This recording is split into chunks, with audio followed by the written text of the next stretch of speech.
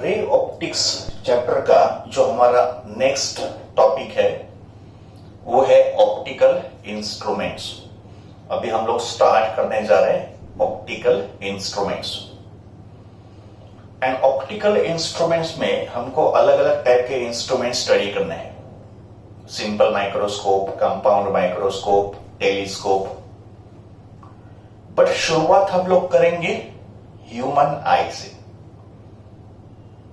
तो ह्यूमन आई से हम लोग शुरुआत करेंगे because human I is also one of the optical instruments. और ह्यूमन आई में हमको डिस्कस करना है different types of I defects, ये हम लोग स्टडी करेंगे। तो सबसे पहले कुछ बेसिक टर्म्स को हम लोग डिफाइन करेंगे और फिर डिस्कस करेंगे different types of I defects. देखो, ये मैंने एक रफ डायग्राम ड्रॉ किया है ह्यूमन आई का। Now we all are aware of the basic structure of human eye. तो ह्यूमन आई में एक आई लेंस होता है, तो ये मैंने आई लेंस ड्रॉ किया। And the sensitive screen which is behind the eye lens is called retina. और रेटिना पे इमेज का फॉर्मेशन होता है। तो image is form on the retina which is behind the eye lens. And जो image retina पे बनता है वो हमेशा इन्वर्टेड होता है। The image which is form on the retina is real and inverted. And when this message goes to the brain, then brain उसको erect कर लेता है, सीधा कर लेता है। तो image is form on the retina का मतलब रेटिना को हम लोग बोल सकते हैं स्क्रीन। Retina becomes screen. और ये हमारा आई लेंस है जो कॉन्वेक्स लेंस की तरह बिहेव कर रहे हैं। इसका मतलब distance between lens and the retina will be called as focal length. ये आई लेंस का फोकल लेंथ होगा। हमको यह भी पता है कि ये जो आई लेंस होता है ये सिलियरी मसल से बाइंड होता है, का मतलब कनेक्टेड होता है। तो eye lens is connected on both the side by ciliary muscles. And because of ciliary muscles ये जो आई लेंस है ये कभी कभी एक्सपैंड होता है या कभी कभी कॉन्ट्रैक्ट होता है। कभी कभी आई लेंस थिन होता है और sometimes eye lens become thick. का मतलब focal length of the eye lens is adjustable. तो depending upon the object distance, का मतलब हम लोग किस ऑब्जेक्ट को देख रहे हैं, दूर वाले ऑब्जेक्ट या डिस्टेंट ऑब्जेक्ट या पास वाले ऑब्जेक्ट या नियर बाय ऑब्जेक्ट, उसके हिसाब से आई लेंस का जो पोजीशन है वो चेंज होता है, उसका फोकल लेंथ भी चेंज होता है। और ये जो एबिलिटी है आई लेंस का टू चेंज इट्स कर्वेचर और to change its focal length according to the position of object, this ability या this property of the eye lens is called accommodation. तो what is accommodation? Accommodation is the ability or the property of an eye lens due to which it can change its curvature or focal length so that images of the object at various distances. Various distances का मतलब distance can be very far या distance can be close by. किस distance की बात हो रही है? Object distance की बात हो रही है। तो so that images of the objects at various distances can be formed exactly on the retina. Image हमेशा रेटिना पे फॉर्म होना चाहिए। तो उसके लिए आई लेंस अपना फोकल लेंथ चेंज करता है according to the object distance. और ये जो प्रॉपर्टी है, ये जो एबिलिटी है आई लेंस का, जिसको बोलेंगे accommodation. Now we understand behaviour of the eye lens for far of object, का मतलब दूर वाले ऑब्जेक्ट के लिए। एंड उसके बाद behaviour of the eye lens for the near by object. सबसे पहले व्यूइंग द फार ऑफ, का मतलब डिस्टेंट ऑब्जेक्ट, दूर वाले object, very far away from the eye lens. Now when the object, look at the first diagram is for distant object. अगर object दूर होगा तो इंसिडेंट रेज पैरेलल होंगे। तो these are the incident rays coming from the distant object, and object दूर है इसके लिए incident rays पैरेलल है। But when the incident rays are parallel, तभी क्या होता है, सिलरी मसल्स जो होते हैं ये कंप्लीटली रिलैक्स स्टेट में होता है. Your eyes are completely relaxed. तो human eyes are said to be completely relaxed when it is focused at distant object. जब हम लोग किसी दूर के ऑब्जेक्ट को देखते हैं तभी हमारे आईलेंस एकदम रिलैक्स स्टेट में होते हैं. तो ciliary muscles which are completely relaxed and the eye lens is thin. Observe करो, यहां पे आईलेंस एकदम थिन हो गया है. तो जब भी सिलरी मसल्स रिलैक्स्ड होंगे, ये जो आईलेंस है ये एकदम थिन हो जाएगा, पतला हो जाएगा. एंड जब भी आईलेंस थिन होगा, इस focal length will B maximum. When eye lens become thin, its focal length becomes maximum. As a result, parallel rays after refraction will focus at the retina. का मतलब जब भी आईलेंस थिन होगा, deviation सबसे minimum होगा. When the eyelens is thin, deviation due to refraction is minimum. And after refraction, rays will converge on the retina or image will be formed exactly on the retina and we are able to see the image. तो ये होगा behavior of the eyelens for distant object. अभी second diagram में हम लोग near by object को view कर रहे हैं. का मतलब objects are very close to our eyes. Now when we are seeing the near by object, that time the ciliary muscles undergo contraction. यहां पे सिलरी मसल्स रिलैक्स थे, बट जब हम लोग किसी नियर बाय ऑब्जेक्ट को, यहां पे ओ रिप्रेजेंट ऑब्जेक्ट जो आई लेंस से एकदम क्लोज बाय है, तो that time the ciliary muscles undergo contraction. And जब भी सिलरी मसल्स कॉन्ट्रैक्ट होंगे, ये जो आई लेंस होगा ये ऐसे बल्ज आउट करेगा, एक्सपैंड करेगा. तो आपको डिफरेंस दिखाई दे रहा है. यहां पे आई लेंस जो है वो रिलैक्स्ड है, एकदम थीन है, और यहां पे आई लेंस जो है ना वो थिक हो गया, थीन, और यहां पे थिक हो गया बिकॉज सिलरी मसल का कॉन्ट्रैक्शन हो गया.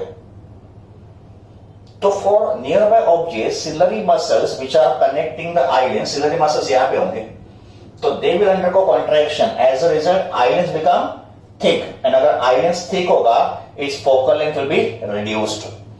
उसका फोकल लेंथ रिड्यूस हो जाएगा. And again after refraction the rays will be converge on the retina. But यहां पे क्या होगा, डेविएशन जो है ना वो थोड़ा बढ़ जाएगा.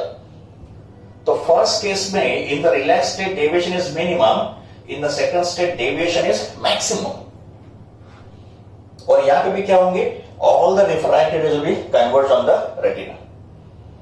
का मतलब ऑब्जेक्ट दूर हो या नियर बाय हो, eye lens will undergo its contraction या relaxation so that image will be exactly formed on the retina and we are able to see the clear image.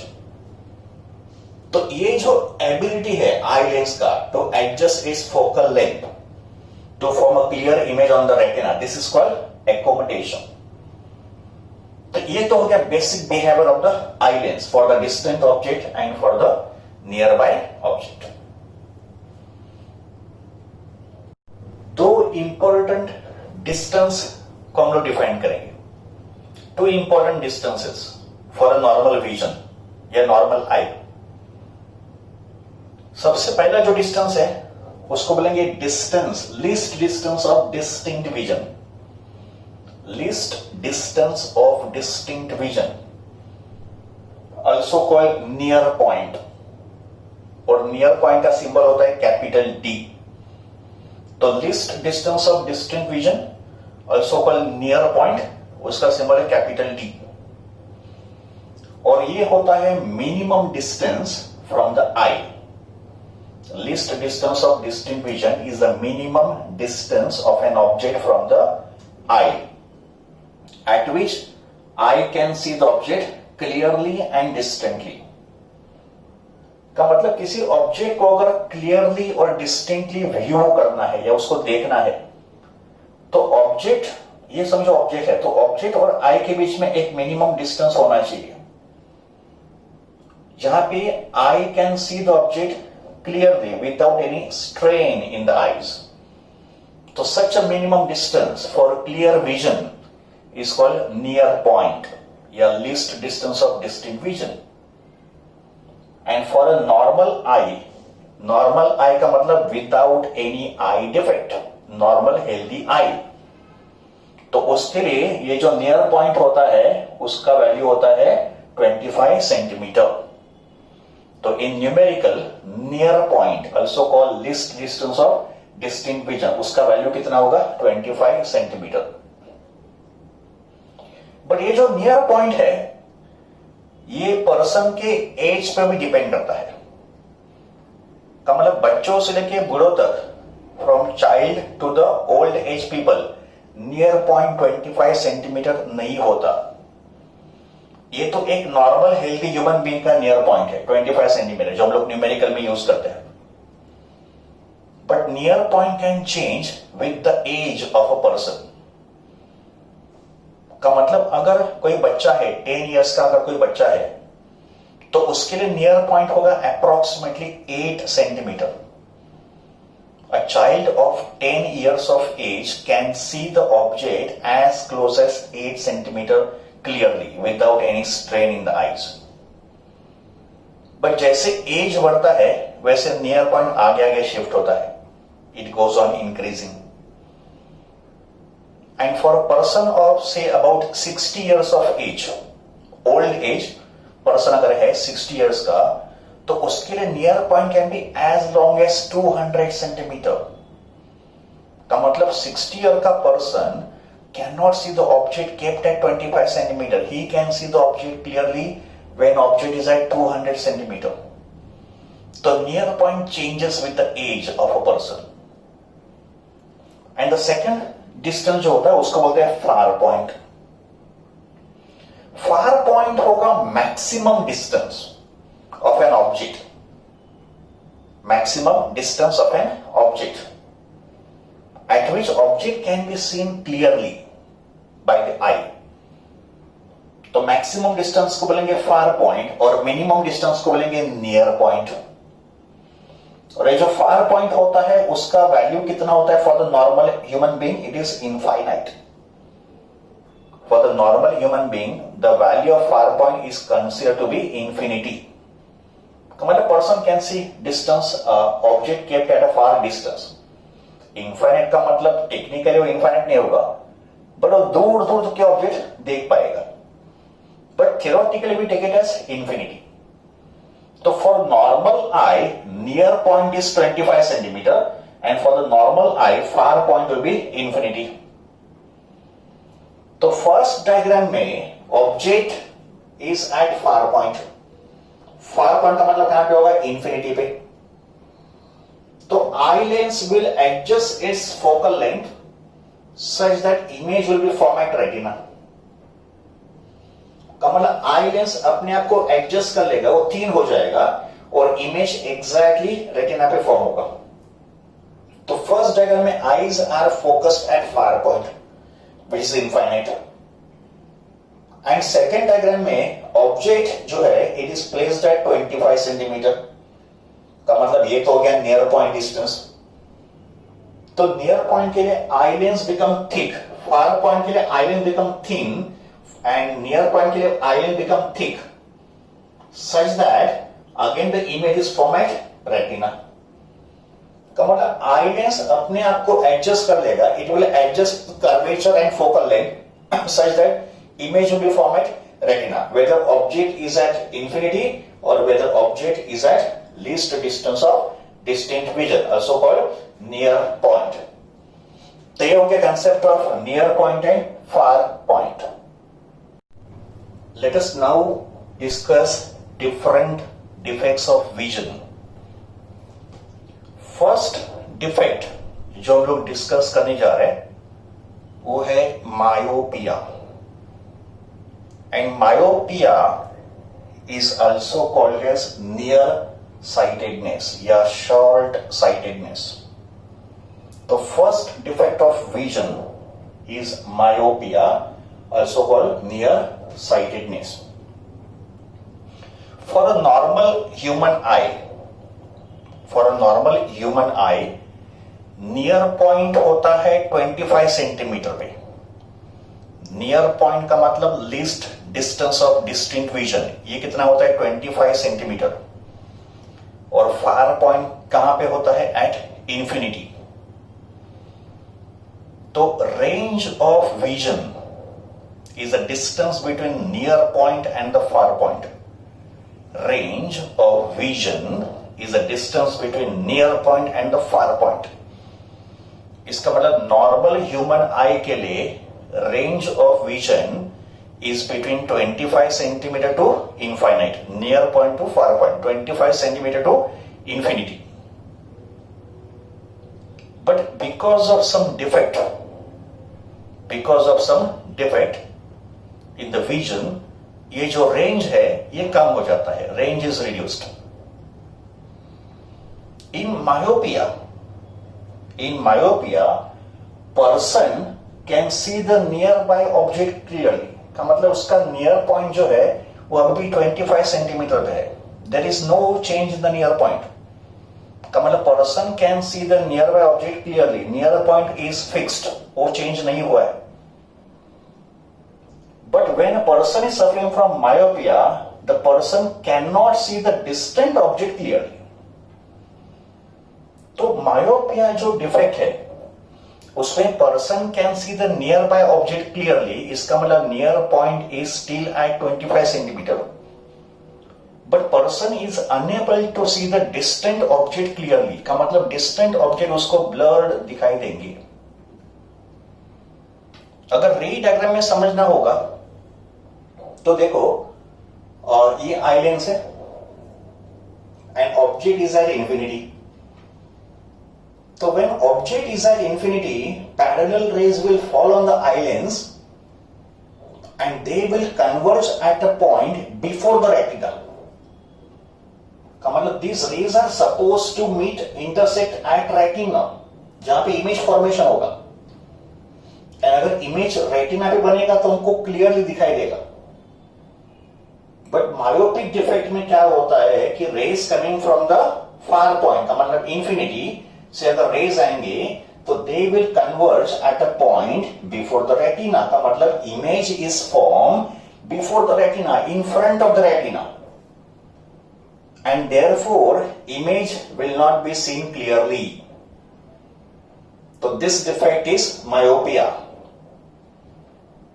इसका मतलब मायोपिक आई का जो far point होता है it is not an infinity.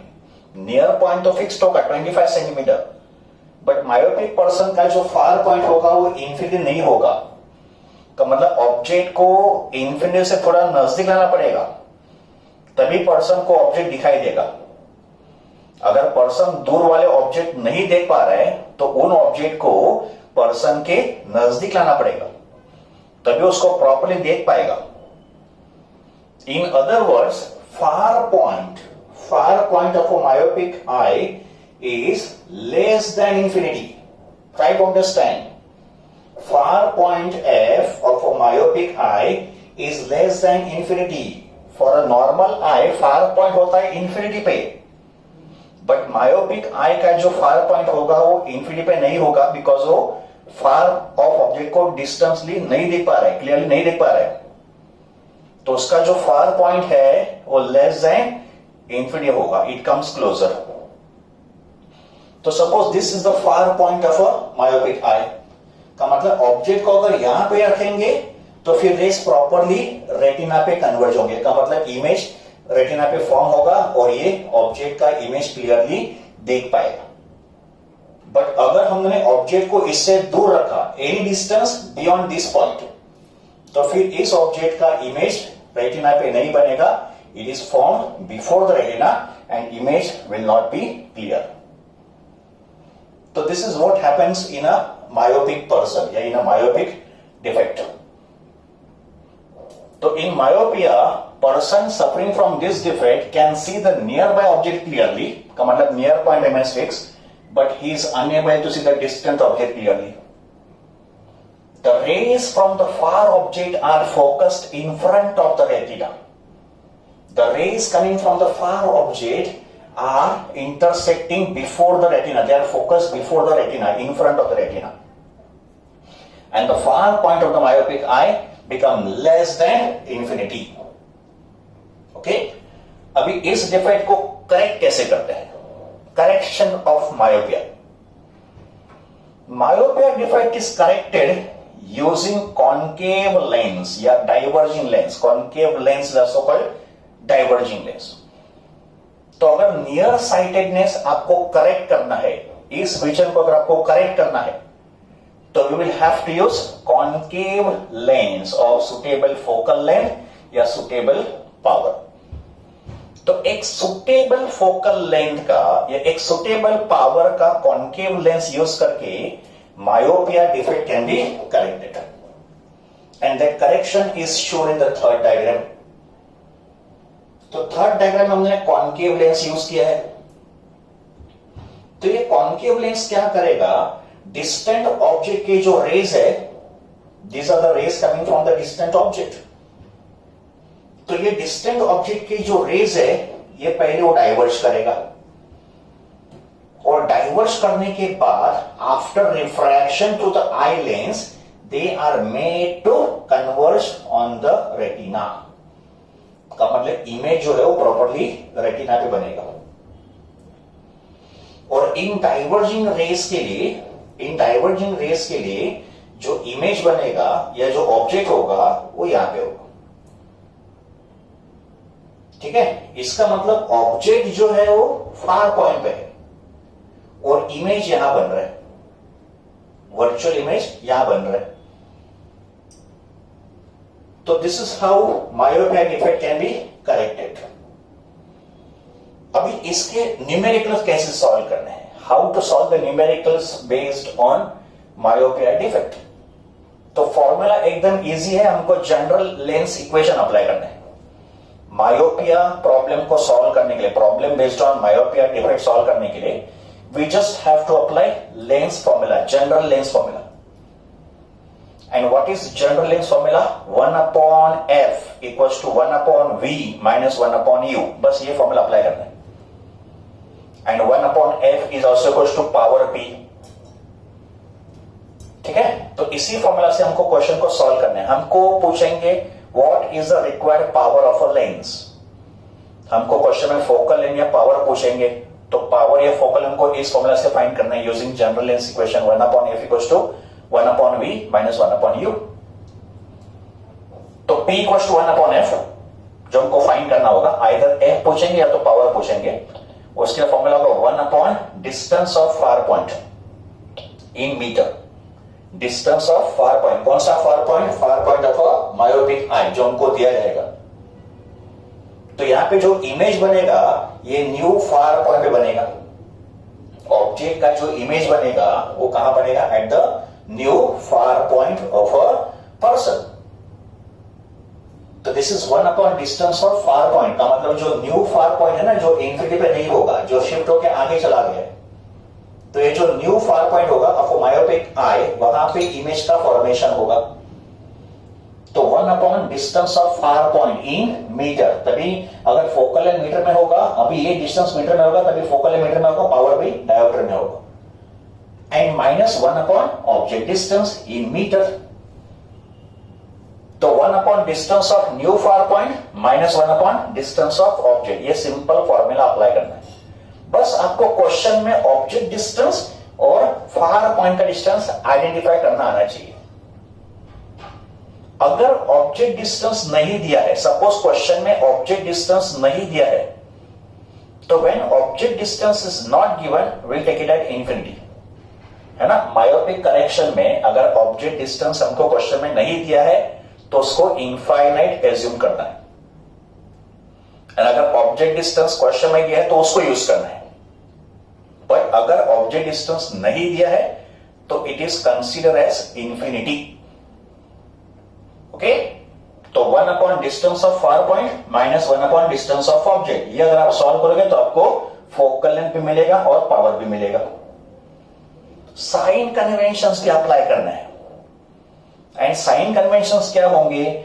ये जो फार point होगा, ये लेंस के लेफ्ट साइड पे होगा.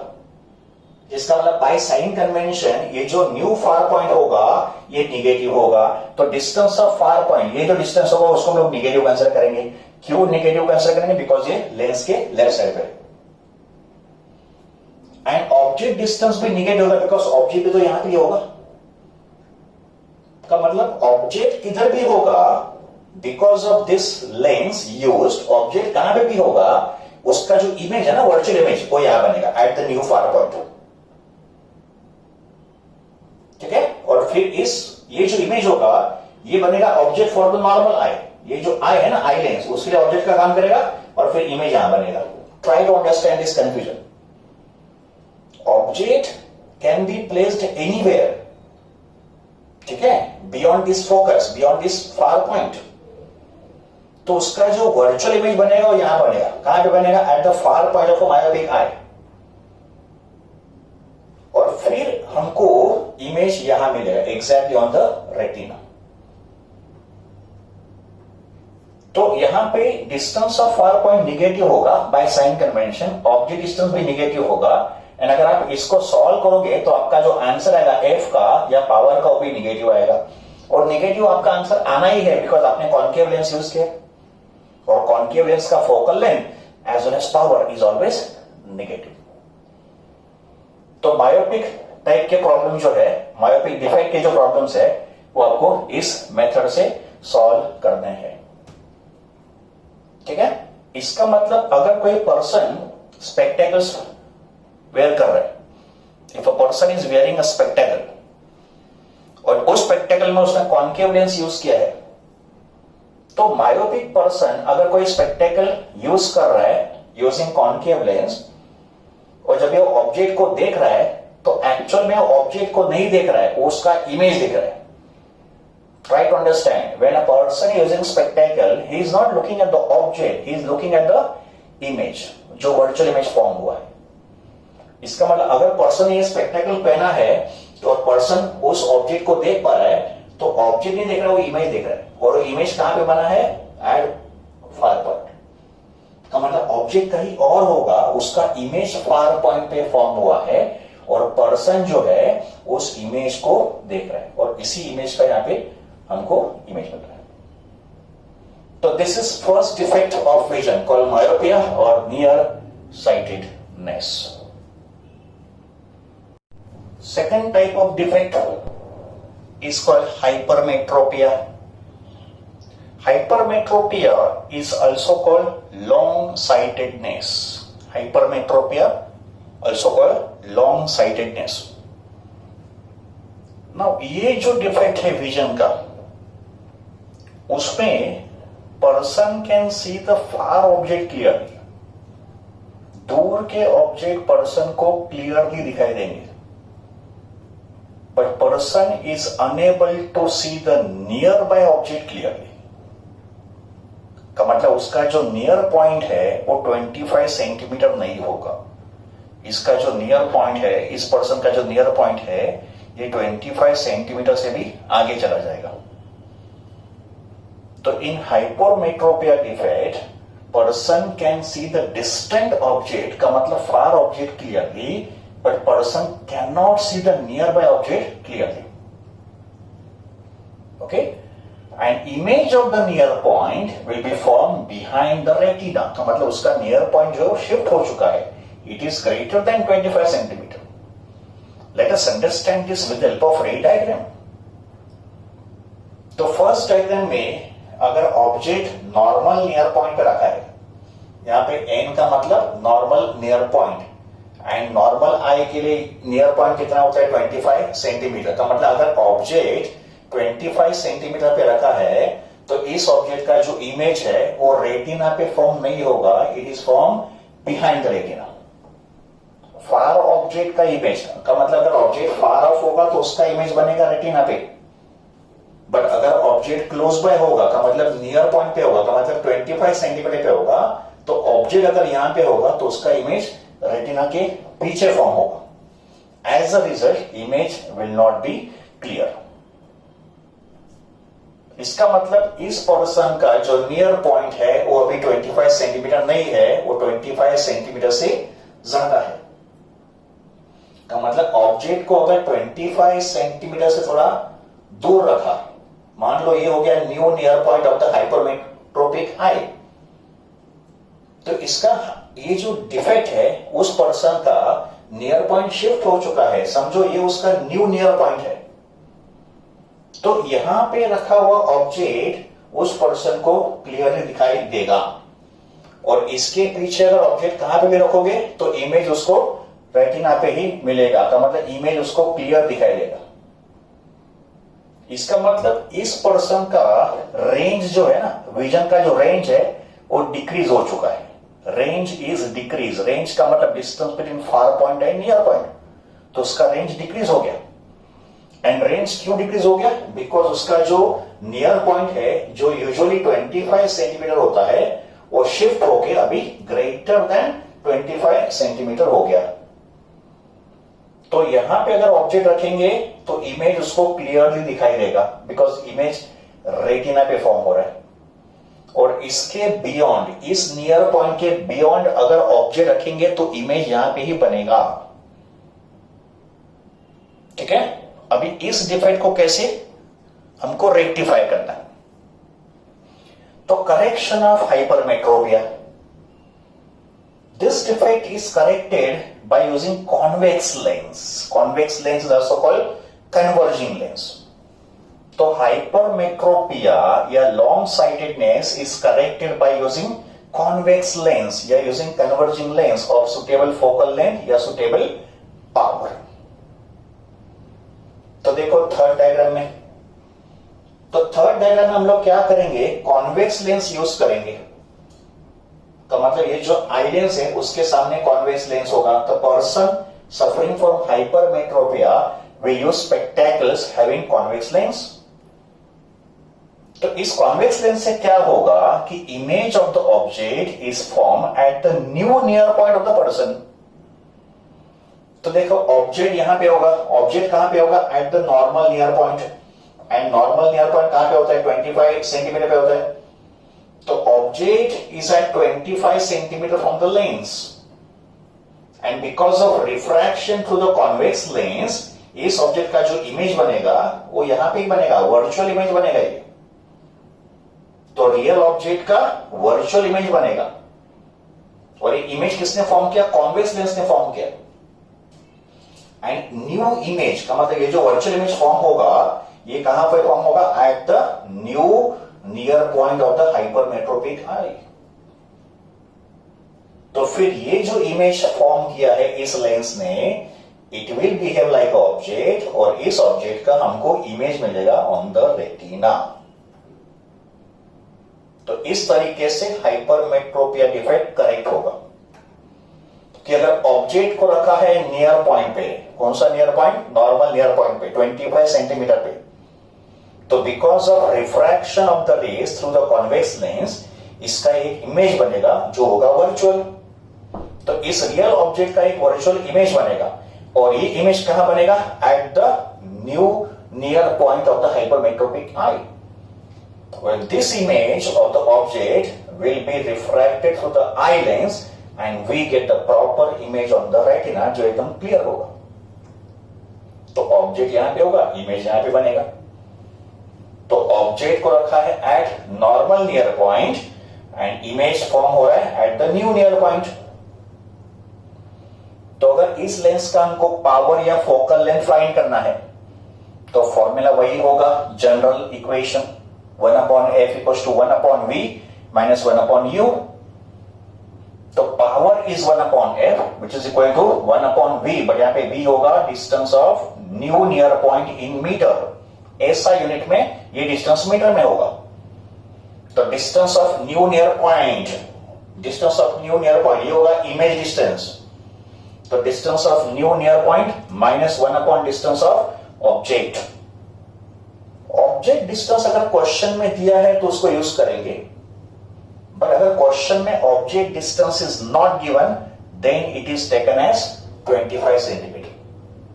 अगर ऑब्जेक्ट डिस्टेंस क्वेश्चन में नहीं दिया है तभी उसको लेना है 25 सेंटीमीटर, नहीं तो ऑब्जेक्ट डिस्टेंस क्वेश्चन में दिया होगा। अगर दिया है तो उसको यूज करना है, बट अगर ऑब्जेक्ट डिस्टेंस नहीं दिया है तो 25 सेंटीमीटर उसको यूज करना है। तो it is 1 upon distance of new near point minus 1 upon distance of object. ये जब आप सॉल्व करोगे तो आपको पावर एंड फोकल लेंथ मिल जाएगा of the convex lens.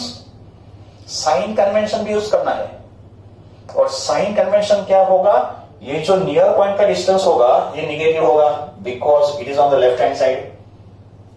Object distance जो हो वो भी निगेटिव होगा बिकॉज ये भी लेफ्ट हैंड साइड पे है। तो यहां पे नियर पॉइंट डिस्टेंस भी निगेटिव लिया जाएगा और ऑब्जेक्ट डिस्टेंस को भी निगेटिव लिया जाएगा। अगर ये निगेटिव होगा तो निगेटिव ऑफ निगेटिव हो जाएगा पॉजिटिव। तो इसको सॉल्व करने के बाद आपका जो आंसर आएगा वो ऑटोमेटिकली पॉजिटिव आएगा। जब आप इसको निगेटिव कंसीडर करोगे, जब आप इसको भी निगेटिव कंसीडर करोगे और जब आप इसको सॉल्व करोगे तो आंसर ऑटोमेटिकली पॉजिटिव आएगा। एंड पावर का पॉजिटिव होना या फोकल लेंथ का पॉजिटिव होना is an indication that lens use is convex, because convex lens का focal length and power positive होता है। तो by substituting the sign convention आपका आंसर ऑटोमेटिकली एफ और पी का आंसर ऑटोमेटिकली पॉजिटिव आएगा। एंड पॉजिटिव ही आना चाहिए बिकॉज हम लोग कॉन्वेक्स लेंस को यूज कर रहे हैं। तो this is how we can eliminate या वी कैन करेक्ट हाइपरमेट्रोपिया। तो this is defect of vision number 2, hypermetropia, also called long sightedness. Third type of defect of vision is presbyopia. हमने अभी तक 2 टाइप के डिफेक्ट्स स्टडी किए हैं। पहला था मायोपिया, उसके बाद था hypermetropia. Now the third type of defect in a vision is presbyopia.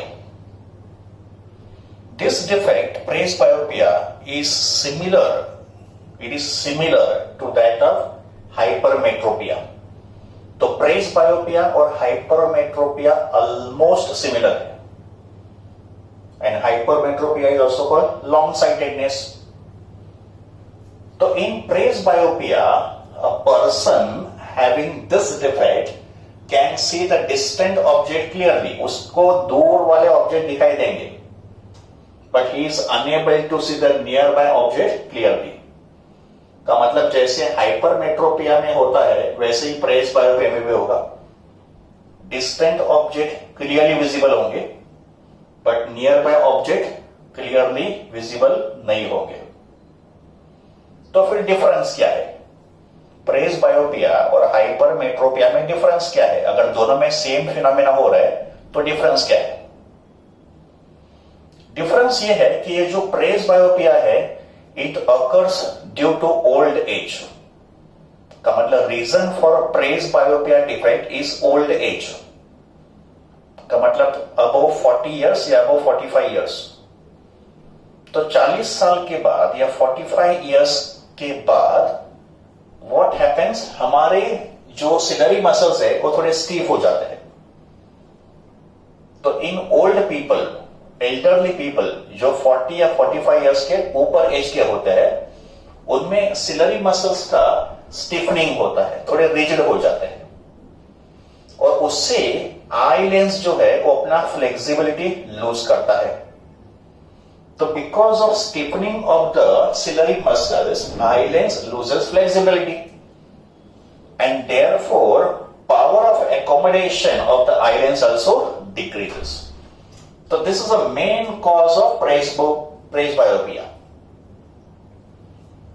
And even presbyopia defect can be corrected using convex lens of suitable focal length.